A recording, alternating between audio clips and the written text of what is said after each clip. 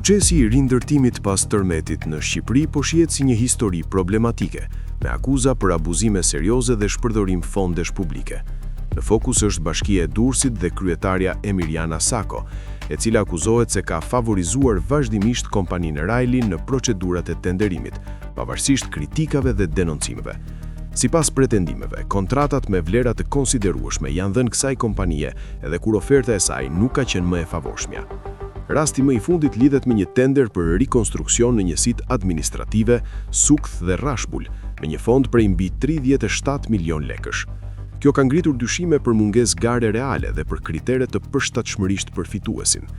Akuzat të tjera përfshin një rrjet bashkëpunimi mes drejtuesve vendor dhe pronarëve të kompanisë, duke krijuar një skem të dyshuar për përfitim të padrejtë nga fondet e rindërtimit. Këto pretendime janë përforcuar edhe nga gjetjet e kontrollit të lartë të shtetit, I cili ka evidentuar shkelje ligjore në disa procedura tenderimi, përfshirë raste kur kompanitë fituese nuk plotësonin kriteret.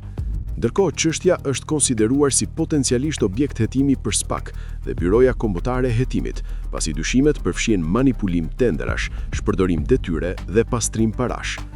Gjithashtu vihet re një kontrast mes fondeve të mëdha të përfituara dhe fitimeve relativisht të ulta të deklaruara nga kompania, shkakton mëtej dyshimet për mënyrën e menaxhimit të këtyre parave. Në tërësi, situata paraqitet si një çështje komplekse që ngre pikpyetje serioze mbi transparencën dhe ligjshmërinë e procesit të rindërtimit.